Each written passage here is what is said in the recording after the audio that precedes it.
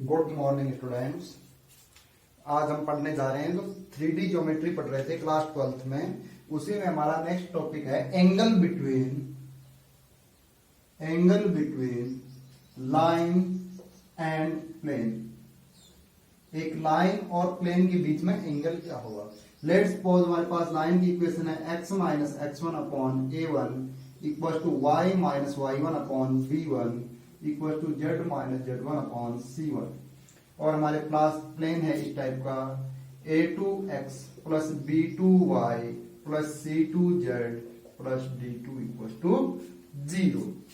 अब आप समझें कि प्लेन में हमें जो डायरेक्शन रेशियो गिवन है वो किसके डायरेक्शन रेशियो गिवन है, हमें उस प्लेन के नॉर्मल के डायरेक्शन रेशियो गिवन है a2, b2, c2।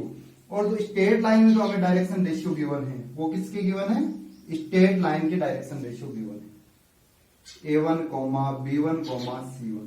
हमें प्लेन और लाइन के बीच एंगल फाइंड आउट करना है। हमें कौन सा एंगल फाइंड आउट करना है, ये एंगल थीटा फाइंड आउट करना है।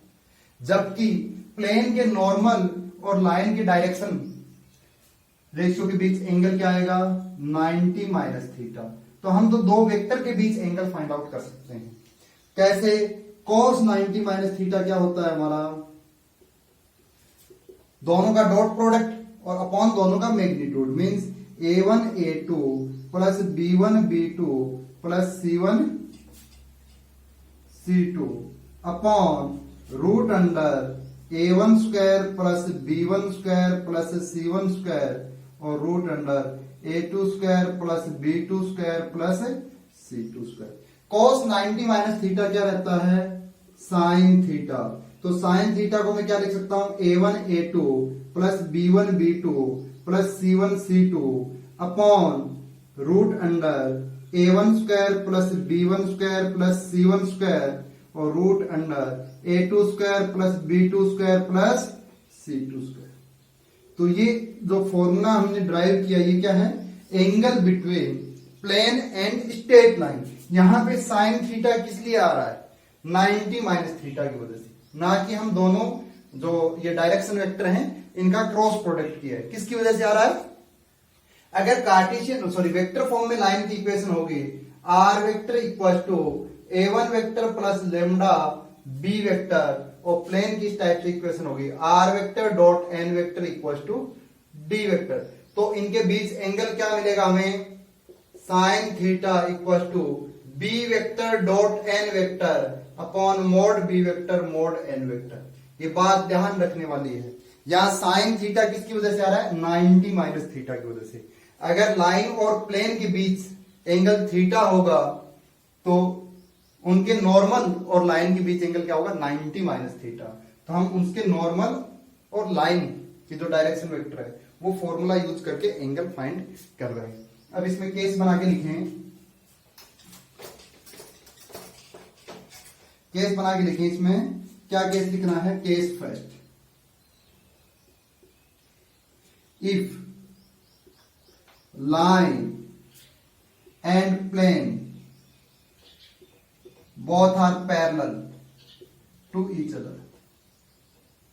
अगर ये दोनों के पैरेलल होंगे तो थीटा की वैल्यू क्या होगी, theta equal to 0 which implies sine theta, sorry sine 0 क्या होगा, 0।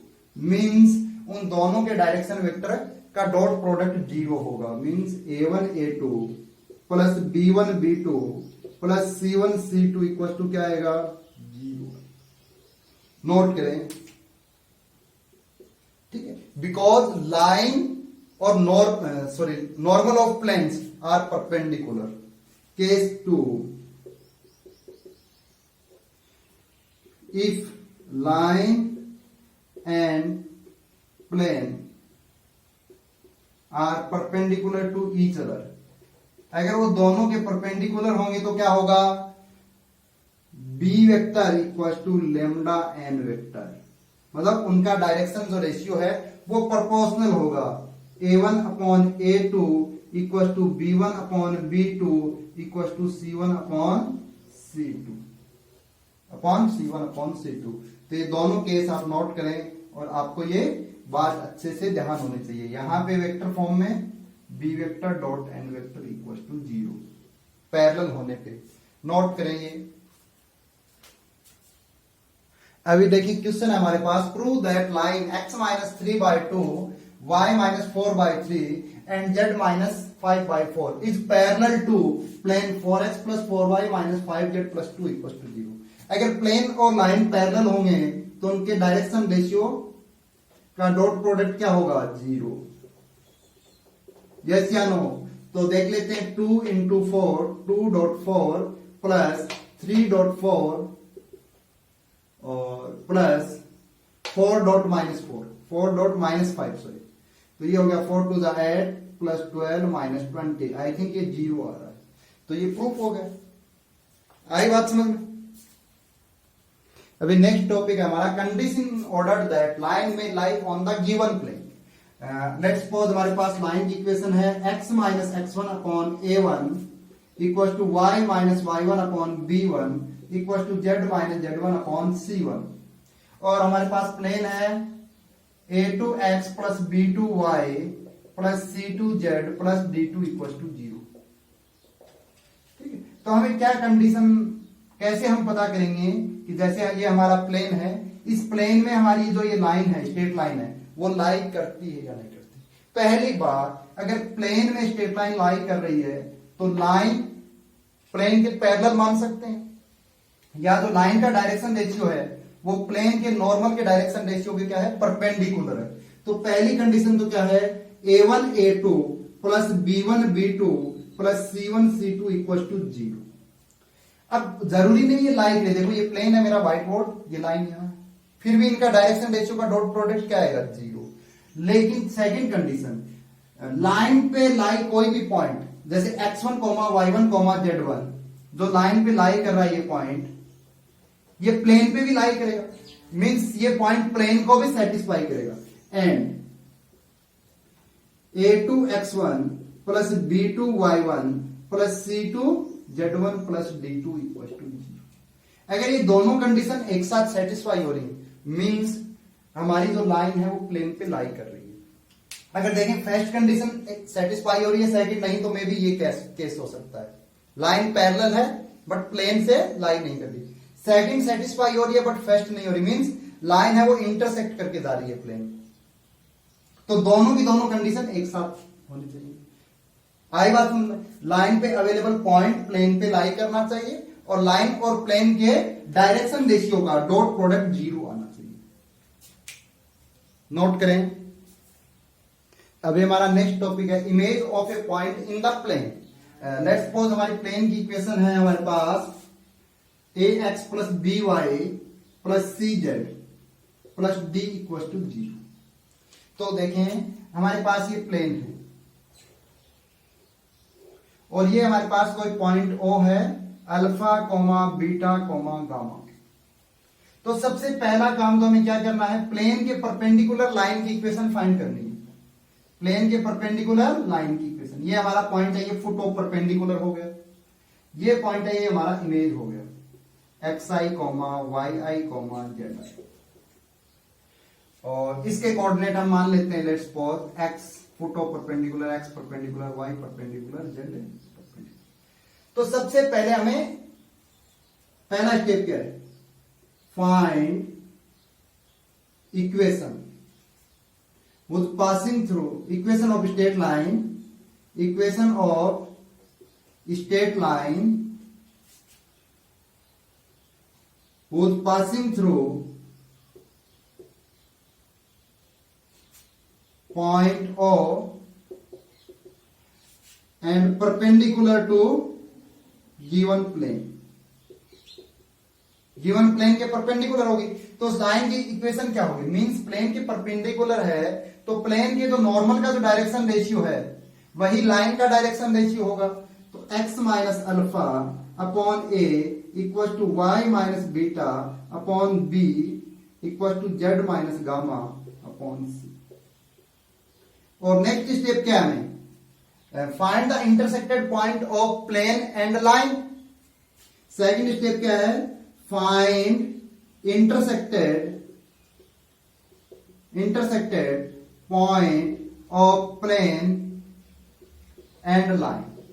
तो ये जो इंटरसेक्टेड पॉइंट होगा ये हमारा क्या होगा, foot of perpendicular, X perpendicular, Y perpendicular, Z perpendicular. तो हमें क्या पॉइंट मिलेगा, we get point P means foot of perpendicular, मिल गया। और थर्ड बात हम जानते हैं, ऑब्जेक्ट एंड इमेज का मिड पॉइंट क्या होता है, foot of perpendicular. Foot of perpendicular, third step, foot of perpendicular is always mid point of O and I। ये सेम वैसा ही प्रोसेस है जैसा हमने स्ट्रेट लाइन में पढ़ा था। इसके लिए मैं आपको एक डायरेक्ट फॉर्मूला भी लिखवा सकता हूं, जो आप नोट करना चाहें तो नोट करें, पहले ये नोट कर लें।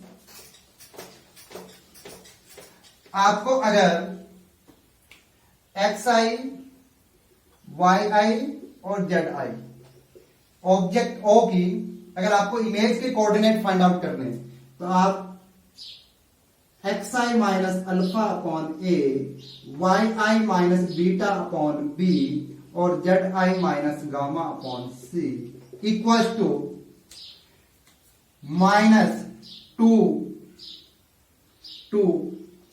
a alpha plus b beta plus c gamma plus d upon a square plus b square plus c square. इसको आप सोल्व कर लें, कैसे सोल्व कर लें वो भी बता देते हैं। अगर आप इसको सोल्व करेंगे, इन दो को सोल्व करेंगे तो आपको xi की वैल्यू मिलेगी, इसको सोल्व करेंगे तो yi की और इसको सोल्व करेंगे तो zi की। आई बात समझ। इसी तरीके से अगर आपको foot of perpendicular find out करना हो तो भी उसका ये फॉर्मूला है,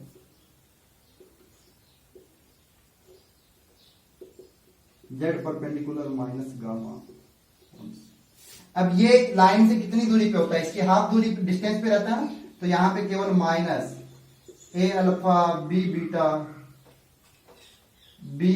beta c gamma plus d upon a square plus b square plus c square. जहां पे ये क्या है, x t y t और z t क्या है, reverse T perpendicular, foot of perpendicular के कोऑर्डिनेट है। आप इससे भी इसको सोल्व कर सकते हैं। आप इसको ऐसे भी ध्यान रख सकते हैं, ये वाला जो फॉर्मूला है एज इट इज, जो लाइन की इक्वेशन थी वहां पे आई के कोऑर्डिनेट रख दीजिए और इक्वल टू किसके इक्वल पुट कर दिए, -2 p alpha beta gamma upon a square plus b square plus c square. Means plane की जो इक्वेशन है उसमें अल्फा बीटा गामा की वैल्यू पुट कर दीजिए और a square plus b square plus c square से डिवाइड कर दीजिए। और इसी तरीके से इसका भी ऐसे ध्यान रख सकते हैं, -p alpha beta gamma. Plane की जो इक्वेशन है उसमें अल्फा बीटा गामा मतलब ऑब्जेक्ट के कोऑर्डिनेट पुट कर दीजिए और a square plus b square plus c square से डिवाइड करके उसको सॉल्व कर लीजिए। नोट करें। अभी हमारे पास क्वेश्चन है, find the image of point P 1 3 2 in the plane 2x minus y plus z plus 3 equal to 0 और as well as foot of perpendicular drawn from 1 3 2। हमें फुट ऑफ परपेंडिकुलर के भी कोऑर्डिनेट बताने हैं और इमेज के भी कोऑर्डिनेट बताने हैं। प्लेन हमारा क्या है, 2x minus y plus z plus 3 equal to 0 और ऑब्जेक्ट है जिसमें क्वेश्चन में हमें P पॉइंट बोला है, ये है 1 3 2। तो मैं सबसे पहले इमेज के कोऑर्डिनेट फाइंड आउट कर लूं डायरेक्ट फॉर्मूले से, xi माइनस अल्फा की वैल्यू 1 अपॉन a की वैल्यू 2, प्लेन में देखो 2, yi माइनस 3 अपॉन b की value -1 equal to zi minus 2 upon 1 equal to -2 into plane में पॉइंट पुट किया 2 into 1 -3 plus 2 plus 3 upon a square, 2 का स्क्वायर प्लस -1 का square और प्लस 1 का स्क्वायर। 3 से 3 कैंसिल आउट। इसको सोल्व किया तो मेरे को क्या मिला, प्लस का 2 और प्लस का 2 4 और 4 टू द माइनस का 8 बाई 4 और 1 5 और 1 6 मीन्स माइनस का 4 बाई 3। अगर अब मैं इनको सोल्व करता हूं तो xi की वैल्यू क्या आएगी, xi minus 1 equal to minus का 8/3, कॉमा yi-3 इक्वल टू 4/3, उधर क्रॉस मल्टीप्लाई कर दिया, और zi-2 इक्वल टू -4/3। आई बात समझ में? तो xi की वैल्यू है वो क्या है, -8/3 + 1 इक्वल टू -5/3। yi की वैल्यू आई वो क्या आई, 4/3 + 3 और 9 4 13/3। कैलकुलेशन चेक कर लें, कैलकुलेशन मिस्टेक हो सकती है मेरे से, कैलकुलेशन साथ साथ में चेक करते रहें। -4/3 + 2, तो ये आ गया 2/3, ठीक है, 3 2 6 2/3। तो जो इमेज थी उसके कोऑर्डिनेट क्या मिले हमें, -5/3, 13/3, 2/3 मिल गया। अब क्वेश्चन में हमें पूछा है फुट ऑफ परपेंडिकुलर भी फाइंड आउट करें, तो मैं फुट ऑफ परपेंडिकुलर यहीं पे फाइंड आउट कर दूं। ये हमारा x परपेंडिकुलर, y परपेंडिकुलर और z परपेंडिकुलर, देखो काम आसान हो गया। -2 को हटा दीजिए और प्लेन में वैल्यू पुट कर दीजिए, तो ये एज इट इज क्या रहेगा, -4/6 -2/3। अगर आपको x perpendicular, foot of perpendicular की कोऑर्डिनेट फाइंड आउट करने हैं, तो देखें यहां पे क्या हो जाएगा, -4/3, यहां +2/3, अगर इसको और इसको मल्टीप्लाई किया, और यहां -2/3। ये बात समझ में आ रही है? तो ये -4/3 + 1 रब कर लेते हैं हम ताकि गलती ना हो। x परपेंडिकुलर क्या आया, -4/3 + 1, सोल्व किया तो -1/3। y परपेंडिकुलर क्या आया, 2/3 + 3, तो यह 11/3। और z परपेंडिकुलर क्या आया, -2/3 और +2, तो ये हमारा क्या आ गया, 4/3। क्या आया, 4/3। सही लिख रहे हैं। तो यहां पे जो फुट ऑफ परपेंडिकुलर है प्लेन पे, फुट ऑफ परपेंडिकुलर, इसके कोऑर्डिनेट हमें क्या मिले, -1/3, 11/3 और 4/3। कैलकुलेशन चेक कर लें। तो आई बात समझ में, फॉर्मूला कैसे यूज करना है, अदरवाइज आप इस लाइन से की इक्वेशन फाइंड आउट करें।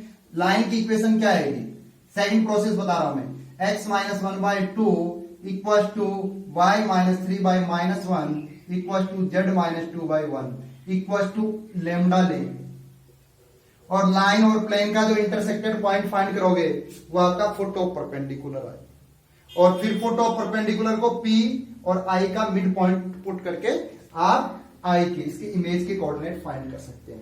कैलकुलेशन बताएंगे आप मेरे को कमेंट सेक्शन में कि क्या सही किया है, हमने जो आंसर निकाले ये सही है या गलत है।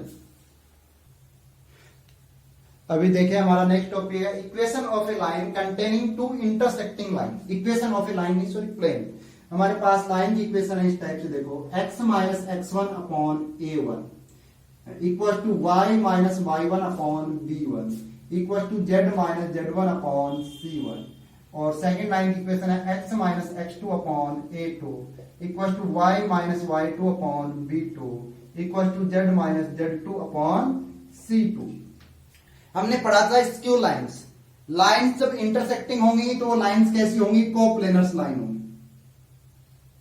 Coplanar line means intersecting line, intersecting line. और इंटरसेक्टिंग लाइन कब होती है, कब होती थी, जब a2 - a1 वेक्टर और b1 वेक्टर और b2 वेक्टर का ट्रिपल डॉट प्रोडक्ट क्या होता था, 0। लाइन पे अवेलेबल दोनों पॉइंट्स को मिलाने वाला वेक्टर, पहली लाइन का डायरेक्शन वेक्टर, सेकंड लाइन का डायरेक्शन वेक्टर। तो अगर मैं इसको लिखूंगा तो मेरे को इस डिटरमिनेंट वैल्यू की वैल्यू 0 नहीं मिलेगी, x2 - x1, y2 - y1 और z2 - z1, और आपका ये आ गया a1 b1 c1 a2 b2 c2 equal to 0। ये तो कंडीशन है कि लाइंस कोप्लेनर हैं या नहीं। जब लाइंस इंटरसेक्टिंग होंगी तभी वो कोप्लेनर होंगी, और कोप्लेनर होंगी तभी उस लाइन को कंटेन करने वाले हमें प्लेन की इक्वेशन मिलेगी। तो इक्वेशन ऑफ ए प्लेन क्या होगी, इक्वेशन ऑफ ए प्लेन ये होगी, उस लाइन को आप x - x1 y - y1 और z - z1 A1 B1 C1 A2 B2 C2 equal to 0। ये इक्वेशन ऑफ प्लेन है, ये उस प्लेन की रिक्वायर्ड इक्वेशन। आई बात समझ में? ये कंडीशन है, ये तो लिखा हुआ है इधर, ये कंडीशन है कि वो कोप्लेनर लाइंस है या नहीं। आप उस लाइन को किसी भी पॉइंट से पास करवा दीजिए, और जब प्लेन में दोनों लाइन लाई कर रही है तो प्लेन का डायरेक्शन रेशियो होगा, वो क्या होगा, प्लेन के नॉर्मल का डायरेक्शन रेशियो लाइन के परपेंडिकुलर होगा।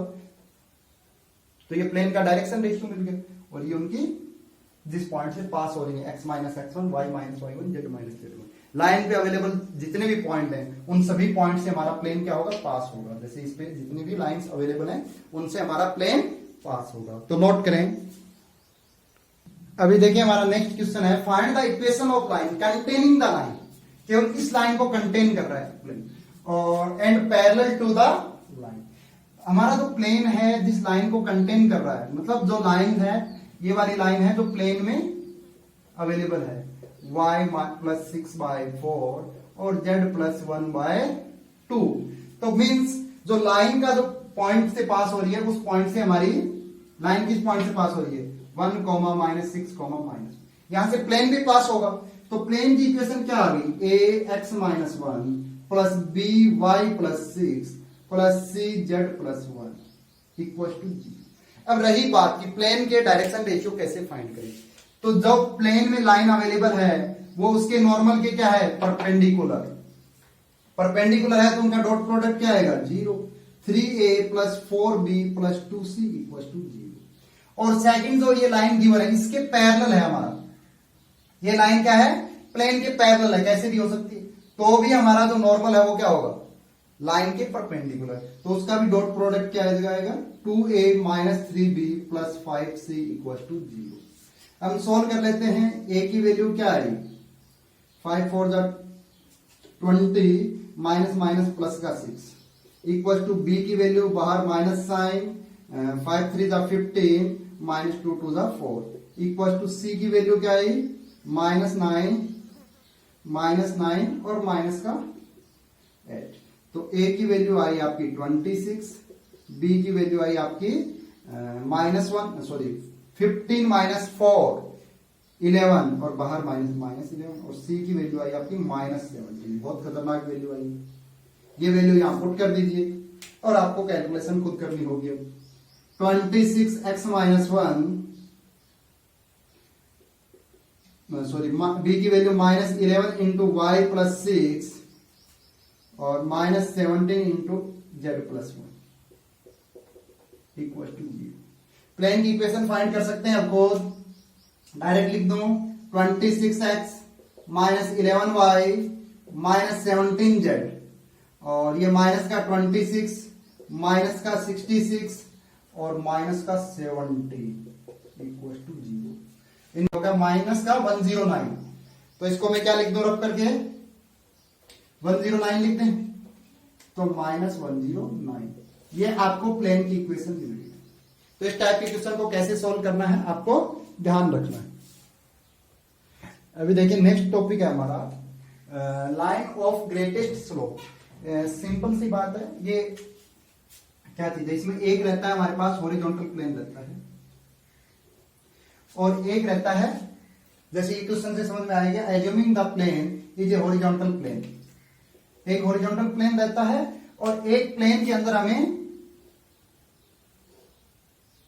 जो ग्रेटेस्ट स्लोप वाली लाइन की इक्वेशन फाइंड आउट करनी है, वो किस प्लेन में फाइंड आउट करनी है इसमें।